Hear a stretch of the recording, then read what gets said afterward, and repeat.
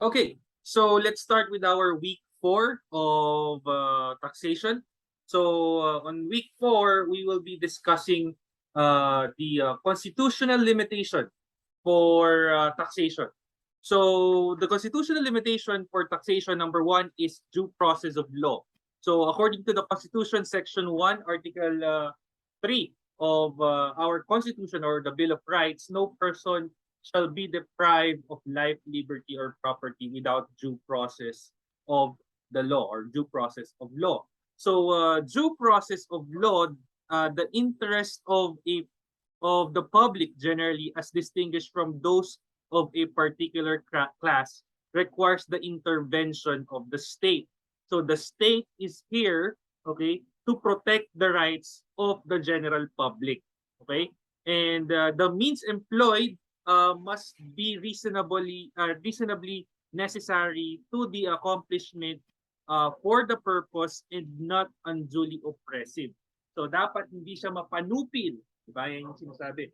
The process that the act that the state must do should not be oppressive and reasonable.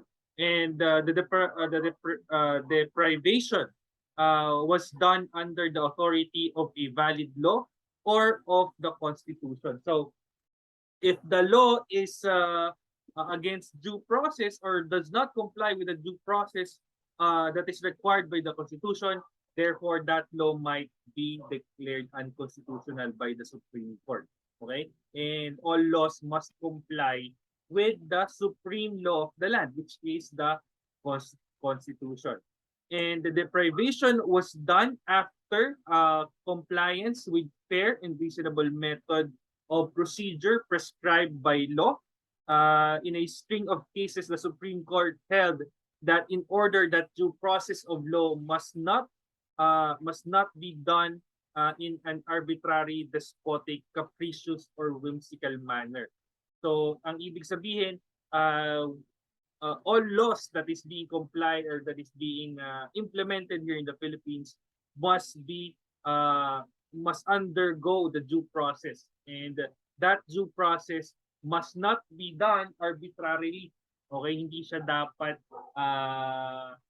mapanupil, hindi dapat siya kapritsyo lang ng mga gumagawa ng batas. Okay, so it must comply with the due process of the law. Another constitutional limitation is the equal protection of the law. The basis of that is Section 1 of Article 3, again, of the Bill of Rights, which nor shall any person be denied of the equal protection of the law. What does this mean? So equal protection of the law, okay, so an important point to consider is the equal protection of the law signifies that all persons subject to legislation shall be treated under circumstances and condition, both in the privilege conferred and liabilities imposed. So ibig sabihin, pag sinabing equal protection, it must be applicable to everybody and not just to a specific class of our society. Hindi pwedeng mahirap lang ang dapat nag-i-enjoy niyan, or hindi pwedeng mayaman lang dapat ang nag-i-enjoy niyan, or any person in or any people, okay, in our society, only group of people, right? So hindi pwedeng ganon. Next is this doctrine prohibits class legislation which discriminates against some and favors the other. So ito yung sinasabi natin. A good example of that is to have a tax break or yung tinatawag na tax privilege doon sa mga nagserbisyo ng eleksyon. Right? So bibigyan dapat sila ng tax break or bibigyan sila ng tax incentive. But that kind of law is discriminatory, right? So paano naman tayo na hindi tayo nakinabang, hindi tayo nag-participate dun sa election?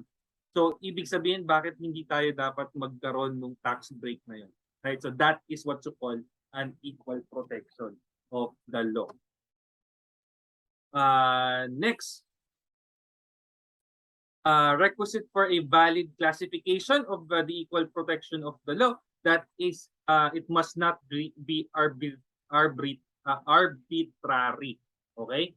It must not be based upon a substantial distinction. Pag sinabing substantial distinction, ito yung classification ng mga tao. So for example, class E, class D, diba? Yung mga mahihirap, yung mga mayayaman. So this is what you call a substantial distinction. Must be germane to the purpose of the law. Ano ba talaga yung purpose ng batas? Para saan ba yan? So for example, the Senior Citizens Act, right? It is for the benefit and protection of our senior citizens, right? It must not be limited to existing condition only. So anong ibig sabihin yan? So for example, nung panahon na merong gera sa Marawi, for example, right? Tapos gagawa sila ng batas to uh, strict to implement a stricter policy sa ating security because of what happened to Marawi, right? So with that, any law that will be passed because of that condition only, okay, will not be that would not be considered as an equal protection of the law because it is only for that existing period of time, right? So hindi dapat siya only to address that specific condition, right? Next is must play equally to all members of a class. So lahat dapat ng klase ng ating society should be equally benefited from that kind of the law that will be implemented. Okay? Next, another constitutional limitation is the uniformity, equitability, and progressivity of tax. So that is based on Section 28 of Article 6 of our Constitution, and the rules of taxation shall be uniform and equitable. The Congress shall evolve a progressive tax system of taxation. That's the reason why pag sinabing progressive, as your income increases, your tax liability also increases, right? Hindi kagaya doon sa ibang bansa, let's say in the United States of America, they have a tax break for billionaires, right? Nagkakaroon sila ng special benefit for citizen who are billionaires. Dito sa Pilipinas, wala yan. Right? So as your income increases, as your capacity to earn increases, your tax liability also increases. Uniformity, equitability, and progressivity of taxation. So the important point that to consider in uniformity, equally or equal protection of the law means all taxable articles or kinds or properties of the same class shall be taxed at the same rate. Okay? A tax is uniform when the same force and effect is in every place where the subject of it is found. So hindi pwede na yung tax ng Metro Manila ay iba sa tax ng sa income tax na kinikita ng mga taga Metro Manila ay iba sa income tax na kinikita ng mga taga-probinsya. So hindi dapat ganon. Dapat uniform and equal yung tax treatment regardless of what is or where are you situated. Next, equitable means fair, just, reasonable, and proportionate to one's ability to pay. Kaya nga progressive yung tax system natin. Hindi naman pwedeng mababa na nga yung income mo or you have a low capacity to earn at ikaw pa yung may mataas na binabayarang tax. Right? Progressive system of taxation place stress on direct rather than indirect taxes or on the taxpayer's ability to pay. In equality, which results in slinging out one particular class for taxation or accepting fringe. So fringe is no constitutional limitation. Okay, so that is in accordance to a case which the Supreme Court decided in Commissioner of Internal Revenue versus Lingayen Gulf Electric. Okay, the rules of uniformity does not call for perfect uniformity or perfect equality because this is hard to attain. So, ang sinasabi nga natin, hindi porket sinabing equality, dapat lahat tayo 10% income tax lahat regardless of what is your capacity to pay. No, that is not the meaning of equity and equality. Right? Kasi nga sinasabi dun sa ating batas, sa ating constitution, we have to create a law which is our taxing system should be progressive. Okay? Next. Another constitutional limitation is the freedom of speech and of the press. So the basis of that is Section 4 of our Bill of Rights, which is Article 3. No law shall be passed abridging the freedom of speech or expression or of the press. So the important points to consider with regards to that is there is a curtailment of the press or freedom of press freedom or freedom of thought if a tax is levied in order to suppress the basic right of a basic right of the people under the Constitution. Ang sinasabi dito, if you put too much tax, okay, the tax is being used to oppress the freedom of the press or the freedom of thought. That's the reason why our educational system is tax free. Wala silang tax na binabayaran because they are tax exempted because again, taxation is the power to destroy, and we don't want to destroy the freedom of thought, which is the educational system. Right? A business license, okay, may not be required for the sale or contribution of printed materials like newspaper. For such would be imposing a prior restraint on freedom of the press. Okay? However, an annual registration fee on all persons subject to the value-added tax does not constitute a restraint on freedom or press freedom since it is not imposed for the exercise of a privilege, but only for the purpose of defraying part of the cost of registration.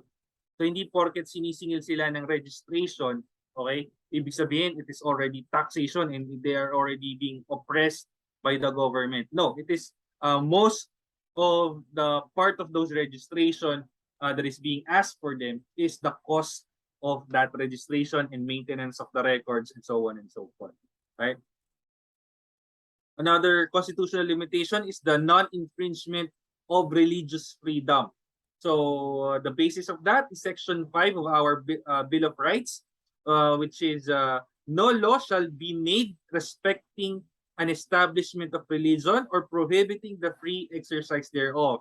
The free exercise of the and enjoyment of religious profession and worship without discriminating or preference shall be forever be allowed.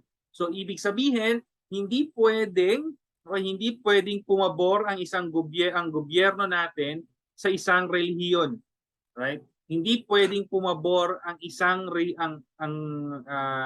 ang ating state sa isang sekta.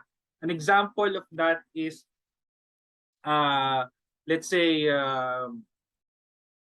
si BBM, for example. Si BBM ay binoto ng mga kapatid nating Iglesia ni Cristo, right?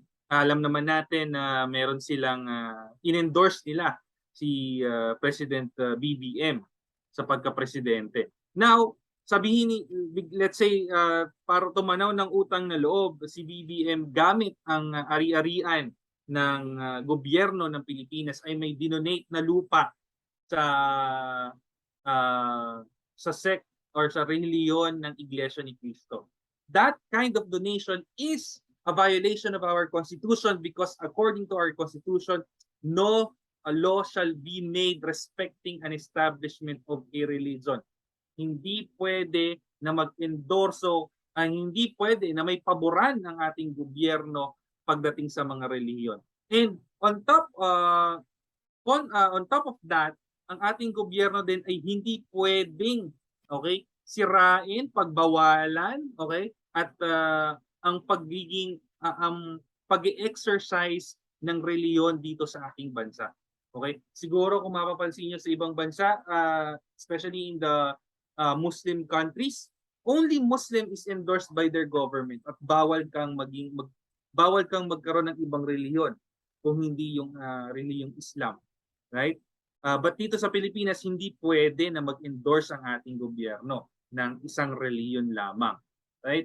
And speaking of religion, speaking of religion, taxation again is a power to destroy, and the government is not allowed by our constitution to destroy any religion. Therefore, our religious institution are subject to tax-free. Hindi sila pwedeng buwisan, right? Especially if their activity is for their religious purposes. Anong ibig sabihin nito? So yung mga simbahan, di ba alam naman natin ang mga lupa ay meron tayong binabayarang amilyar. But if that land ay may kinatatayuan ng isang simbahan at ang lupa ng simbahan, hindi mo sila pwedeng i-subject to real estate tax kasi nga they enjoy tax privileges or hindi sila pwedeng i-tax ng ating gobyerno. Another example is yung school, right? If ikaw ay merong eskwelahan, wala kang babayarang buwis sa iyong gamit, sa iyong facility, sa iyong building, sa iyong lupa, at sa iyong mga kung ikaw man ay kumikita. Non-infringement of religious freedom, important point to consider. License fee or taxes would constitute a restraint on the freedom of worship as they are actually in the nature of a condition or permit of the exercise of the right. However, the Constitution or the free exercise of religion clause does not prohibit imposing a general applicable sales and use tax on the sales of religious materials by a religious organization. An example of that is yung I think it was the Bible Society here in I think UN Avenue in Manila. They are religious in nature, right? But they are selling Bibles. Nagbebenta sila ng Bible. Now sinisingil sila ng tax dahil dun sa mga profit na kinikita nila dun sa pagbebenta ng Bible. Ang naging argument nila, no, our activity is for a religious purposes, right? Or our activity is religious in nature. So dapat yung sales namin dun sa Bible and other books pertaining to religion, pertaining to the Christian religion should not be taxed. But our courts held that if your purpose is for profit, okay, and for sale of your religious materials, therefore you should be taxed for that. Okay. Next. Another constitutional limitation is the non-impairment of contracts. So the basis of that is again our Bill of Rights, which is Article 3, Section 10, no law impairing the obligation of contracts shall be passed. So hindi pwedeng magpasa ang ating gobyerno ng batas na pwedeng mawalang bisa ang mga obligasyon ng kontrata. But there is an exception of that. Later we will discuss that. So a law which changed the term of a contract by making new condition or changing those in the contract or dispenses with those expressed impairs the obligation. Yun yung mga pinagbabawal. A non-impairment rule, however, does not apply to public utility franchise since a franchise is subject to amendment, alteration, or repeal by the Congress when the public interest so required. And a good example of that is what happened to ABS-CBN. Their franchise was revoked, was not actually revoked. Their franchise was not renewed by the Congress. Therefore, nawalan sila ng karapatan to broadcast sa ating free TV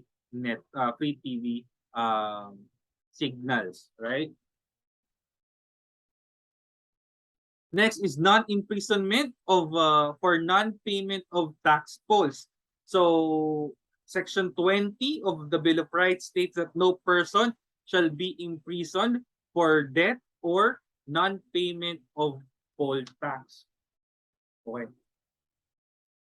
So the important points to consider is the only penalty for delinquency in the payment is the payment of surcharge in the form of interest at the rate of 24% per annum, which shall be added to the unpaid amount of the due date until it is paid.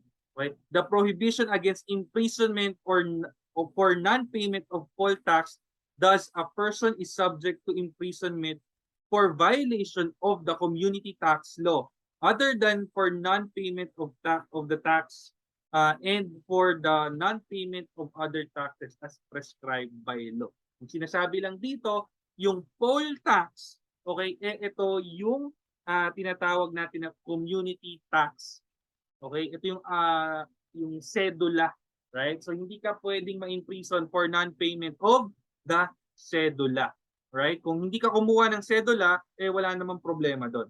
But pag hindi ka nagbayad ng buwis as in imposed by our laws such as the Internal Revenue, the National Internal Revenue Code of the Philippines, you will be imprisoned for intentionally not paying your taxes. Okay, another limitation is the origin or revenue, appropriation, and tariff bills. So Section 24 of Article 6 states that all appropriation, revenue, or tariff bills, bills authorizing increase of the public debt, bills of local application, and private bills shall originate exclusively in the House of Representatives, but the Senate may propose or concur with such amendments. So, or with amendments. So any increase in the tax nanggagaling yan sa ating Kongreso, nanggagaling yan sa ating mga congressmen. Okay? So sila ang nagdedesisyon kung kailangan taasan ng buwis o hindi. Right? But with the concurrence or amendments of the Senate of the Philippines. Ibig sabihin, hindi pwedeng mag-umpisa yung bill sa Senado. Kailangan mag-umpisa siya sa Kongreso. Right? And once that it was referred by the Congress, then that's the time that the bill can be deliberated by the Senate, and the usual bureaucracy and the process of making a law is must be complied with. Okay? Under the above provision, the senator's power is not only to only concur with the amendments but also to propose amendments. So hindi pwedeng oo lang sila ng oo doon sa pinasa ng mga congressman, but they have the power to propose amendments on such laws or such bills that is being enacted. Another constitutional limitation is the delegation of legislative authority to fix tariff rates, imports, and export quotas. Okay? So that is on Section 28, Paragraph 2 of Article 6, that the Congress may by law authorize the President to fix within specified limits and subject to such limitations and restriction as it may impose tariff rates, imports and export quotas, tonnage, wharfage due, and other duties or imposed within the framework of the National Development Program of the government. So ibig sabihin, the congressmen or our congressmen can authorize or delegate some of the power to our president. But with limitation, hindi pwedeng absolute power yung kanilang ibibigay. Next, tax exemption of properties actually directly and exclusively used for religious, charitable, and educational purposes. So, the basis of that is Section 28, Paragraph 3 of our Article 6, which states that charitable institutions, churches, and parsonages or convents, prudents, mosques, non-profit cemeteries, and all lands, buildings, and improvements actually directly, exclusively used for religious, charitable, or educational purposes shall be exempted from taxation. A good example of that is yung RTU. So the RTU is exempted for all taxes, okay, that is being that may be imposed to them, such as real estate taxes, right? Or probably the income tax, kung kumikita or kung nagkakaroon ng income ang RTU, so hindi rin sila required magbayad ng tax. But it doesn't mean that the employees of RTU is also tax exempted. No, only the institution who are for the purpose of religious, charitable, and educational activities ang exempted, but not the employees of such institutions. Tax exemption of properties actually directly and exclusively used for religious, charitable, and educational purposes. So the important points to consider is list of tax exemption, the use or not ownership of the property. To be tax exempt, the property must be actually directly and exclusively used for the purpose mentioned. So an example of that is yung YMCA building dito sa Manila. Okay? Before, the YMCA is a charitable, a non-profit charitable institution which they adopt certain young men. Okay? So to improve their lives and to provide them education, trainees, and so on, right? So they are a charitable institution. But when yung building nila, yung ground floor, ang ginawa nila dun sa ground floor is pinarentahan nila. Pinalist nila sa ibang profit organization, or ibig sabihin sa mga businesses, kasi pag nakita niyo yung lugar ng YMCA building, yung building na yon is sa may I think sa Manila, daanan siya. So kung maglalagay ka ng establishment doon, maging profitable yung business na yon kasi prime land yung kinatatayuan ng building nila. So nung pinarenta nila yung nasabing portion of their building, inassess sila ng tax because kumikita na sila doon, and the purpose of that is no longer for charitable purposes. Okay, it is already for profit. Therefore, chinarge na sila ng tax doon sa certain property. Okay? The word exclusive means primary. Okay, the exemption is not limited to property, actually is dispensable but extended to facilities which are incidental and reasonably necessary for the accomplishment of the said purpose. The constitutional exemption applies only to tax properties, to property tax. However, it would seems that under existing laws, gift made in favor of religious, charitable, and educational organization would nevertheless qualify for donors gift tax exemption. So yung mga dinodonate doon sa mga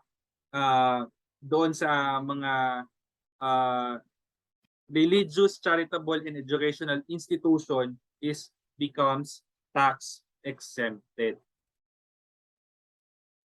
Next is voting requirements is in connection with the legislative grant for tax exemption. So what is the basis of that? So it's section 28, paragraph 4 of article 6, which states that no law granting any tax exemption shall be passed without the concurrence of the majority of all the members of the Congress.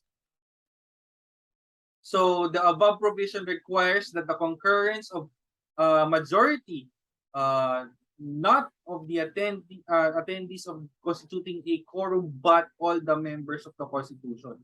So I think currently we have about 280 congressmen right now. So in that 280 congressmen, majority of all of them, and not only the one who constitute quorum. And how to constitute a quorum? To constitute a quorum, all you need to do is to have a majority, which is 50% plus 1. Okay, pag sinabing concurrence of the majority of all the congressmen, ibig sabihin yung buong kongreso. Right? Hindi yung mga umattend lang ng quorum. Okay? Next. Non-impairment of the Supreme Court's jurisdiction in tax cases.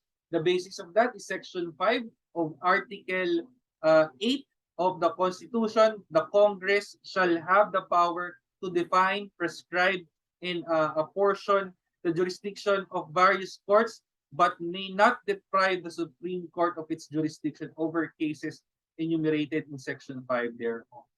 Okay? So hindi pwedeng gumawa ng batas ang ating mga congressmen na sinasabi, ops, teka, hindi nyo pwede. Ang Supreme Court, walang jurisdiction dito, ha? Hindi pwedeng ganon, okay? Because according to the Constitution, okay, the Supreme Court has jurisdiction. Non-impairment of the Supreme Court's jurisdiction in tax cases. So the Supreme Court shall have the following powers: to review, revise, modify, or affirm on appeal or certiorari, okay, final judgment and orders of lower courts in all cases involving the legality of any tax, imposed, assessment, or tolls, or any penalty imposed in relation thereof. So hindi pwedeng gumawa ng batas at sabihin na hindi pwedeng iakyat sa Supreme Court. Tax exemption of revenue and assets, including grants, endowments, donations, or contribution to educational institution. So the basis of that is Section 4 of Paragraph 4, Article 15, Article 14 of the Constitution, which states that subject to the condition prescribed by law, all grants, endowment, donation, or contribution used actually directly and exclusively for educational purposes shall be tax exempted. Okay? So makita niyo 'yun, 'di ba? I don't know the facts exactly, but sometimes pag nagpunta kayo sa isang malaking universities, yung mga building nila doon nakapangalan sa mga mayayamang negosyante ng Pilipinas, right? Because probably, okay, there's a high possibility that those buildings was donated, or the money for the construction for those buildings was donated by those rich businessmen. Okay? And those donations are tax free or tax exempted. Tax exemption of revenue and asset, including grants, endowment, donation, or contribution to educational institution. The important points to consider is the exemption granted to non-stock, non-profit educational institution covers income, property, and donors' taxes and custom duties. Okay? To be exempted from tax or duties, the revenue, asset, property, or donation must be used, okay? Remember, actually, directly and exclusively for educational purposes. Okay? In the case of religious and charitable entities and non-profit cemeteries, the exception is limited to the property tax o yung amelia. Okay? The said constitutional provision granting tax exemption to non-stock, non-profit educational institution is self-executing. Tax exemption, however, of proprietary or profit educational institution requires prior legislative implementation. Their tax exemption is not self-executing. And lastly, the lands, building, and improvement actually directly and exclusively used for educational purposes are exempted from property tax, whether the educational institution is proprietary or non-profit. Another constitutional limitation is the Department of Finance Order 137-87 dated December 16, 1987. So the following are some of the highlights of the department order governing the tax exemption for non-stock, non-profit educational institution. And that is, the tax exemption is not only limited to revenue and assets derived from strictly school operation like income from tuition fee and other miscellaneous fees such as matriculation, library, ROTC, etc. fees, but it also extends to the incidental income derived from canteen, bookstore, and dormitory facilities. Okay? In cases, however, for incidental income, the facilities mentioned must not only be owned and operated by the school itself, but such facility must be located inside the school campus. Canteen operates by mere concessionaires are taxable. That's the reason why in our school, yung canteen namin dun sa alma mater ko is owned and operated by the school itself para tax exempted siya. Kasi kung ipa-concessionaire na yon, okay, therefore the income of that concessionaire is already taxable. Next, income which is unrelated to school operation like income from bank deposits, trust fund and similar arrangement, royalty, dividends, and rental incomes are already taxable. Next, the use of school's income or asset must be in consonance with the purposes for which the school is created. In short, use must be school-related, like the grant of scholarship, faculty development, and establishment of professional chairs, school building expansion, library, and school facility. Okay? Kaya minsan, especially in a private school, 55% of the proceeds of the tuition fee increase must go to the salaries of the said teachers. Okay? Other constitutional provisions related to taxation. Number 1, subject and title of the bill, Section 26 of the paragraph 1 of the Constitution. Every bill passed by the Congress shall embrace only one subject, which shall be expressed in the title thereof. And in the case of Tolentino, the Tolentino EVAT case, the EVAT or the Expanded Value Added Tax Law or RA 77616 was also questioned on the grounds that the constitutional requirement on the title of a bill was not followed. Next is the power of the president to veto item in an appropriation, revenue, or tariff bill. So ito yung kapangyarihan ng presidente na i-veto. Pag sinabing veto, the process of having a bill is the Congress, the House of Representatives and the Senate of the Philippines will create a law. Okay? After they create their own version, papasok sila sa bicameral committee, meaning pagbabanggain nila yung dalawang batas na kanilang pinopropose. Then, pagkatapos nun, i-approve nila yung batas na yun. Once the law was created, they will give it to the president so that the president can approve it and sign it. The president has the power to veto that law. Ibig sabihin, hindi niya ipapatupad yung batas na yun. Right? Next, the president shall have the power to veto any particular item or items in the appropriation, revenue, or tax bill, but okay, the veto shall not affect the item or items to which he does not object. So there are examples in the train law which Duterte vetoed, right? May mga batas siya doon or may mga provisions sa batas na yun na kanyang veto. That's the reason why it is not implemented right now.